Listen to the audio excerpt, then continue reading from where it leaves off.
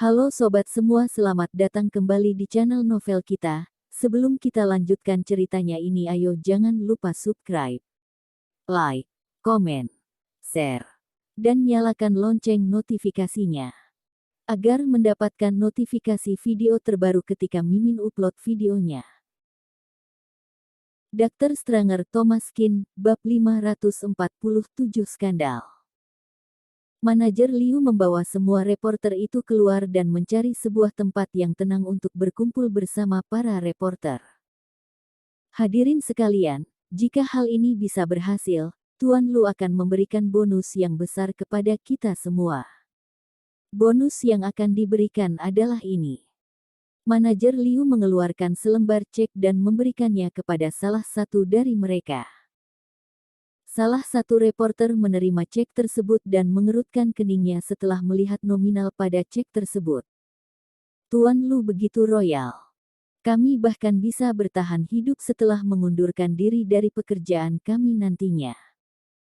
Manajer Liu tersenyum, semua uang ini pantas dikeluarkan jika mereka sanggup merusak nama baik Yamanda.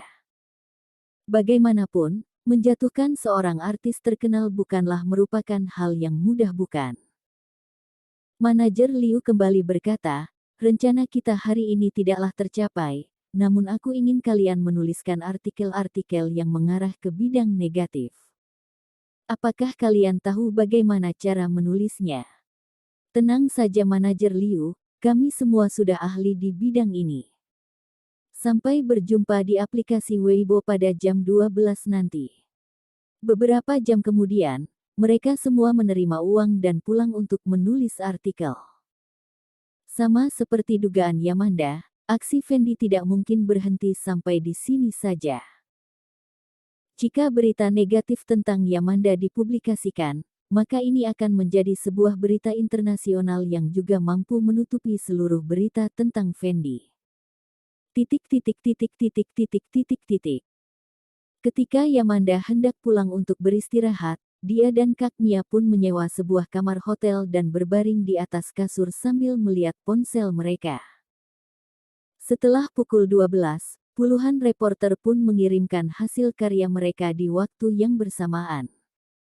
Yamanda berperang dengan 4 pria kulit hitam di tengah malam. Yamanda memiliki kebiasaan yang tidak baik dan ini akan menghancur kecitraannya. Skandal Yamanda, di depan kamera dia adalah seorang artis terkenal. Di balik kamera, dia adalah seorang pelacur. Petik 2 petik 2.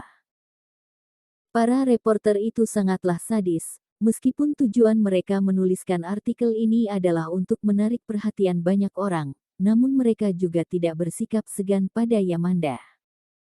Berita yang panas ini dikirim dalam waktu yang bersamaan oleh puluhan reporter. Hal ini tentu saja menarik perhatian begitu banyak orang dan berita yang paling banyak dicari di aplikasi Weibo adalah berita tentang Yamanda ini. Setelah mengklik artikel tersebut, isinya sangatlah sesuai dengan judulnya karena semua isi artikel tersebut merupakan kejadian yang baru saja terjadi hari ini. Isi dari artikel itu kira-kira adalah pada hari ini, mereka mendapatkan bocoran dari rekan mereka sendiri yang mengatakan Yamanda mengajak 4 pria berkulit hitam untuk tidur bersamanya.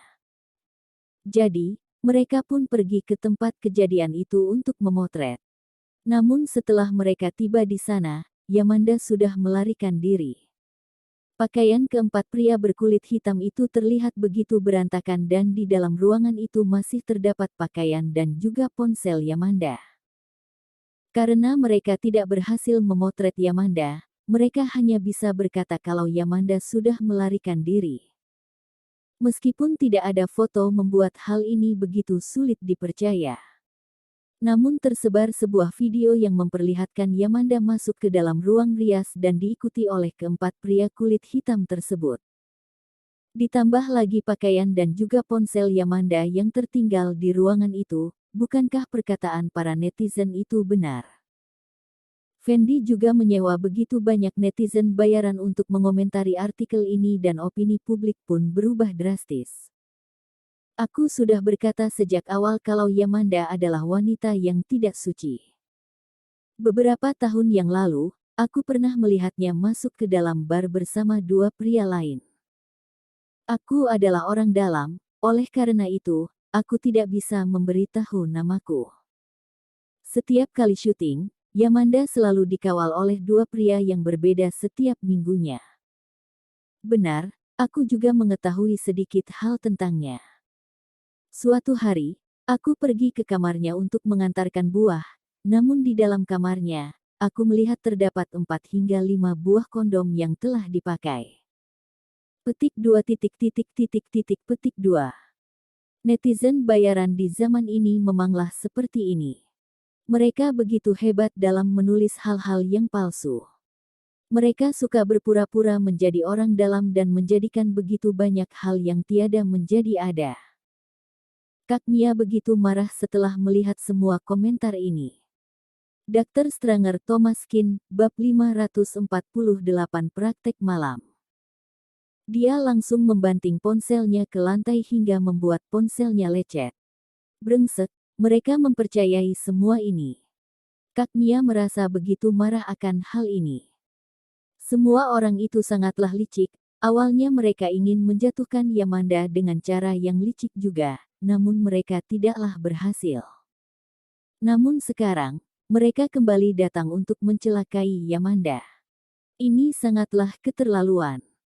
Meskipun sebelumnya Yamanda sudah menyiapkan dirinya, tetapi dia masih saja merasa marah akan hal ini. Para reporter ini membalikkan seluruh kebenaran yang ada dan saat ini mereka seperti sedang mendorong Yamanda ke ujung tanduk. Saat ini, pesan pribadi, WeChat, SMS, telepon terus berdering dengan tanpa henti.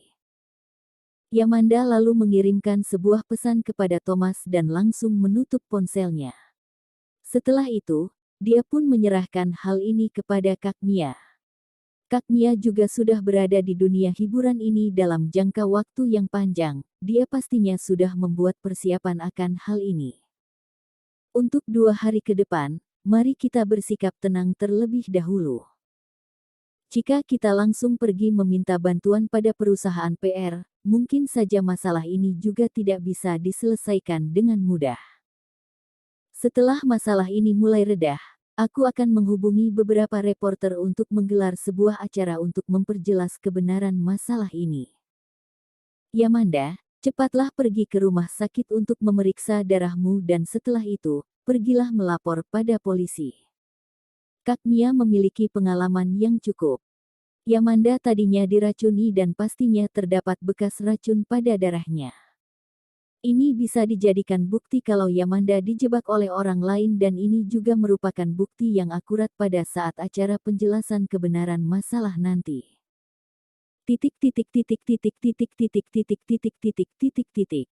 Awalnya Thomas ingin mencari tahu masalah tentang Yamanda ini. Namun dia seketika kedatangan seorang pasien dalam keadaan darurat di tengah malam. Hal ini juga membuat dirinya tidak sempat membalas pesan Yamanda. Kondisi pasien ini sangatlah spesial dan ini merupakan kali pertama bagi Thomas bertemu pasien yang membutuhkan pertolongan bedah.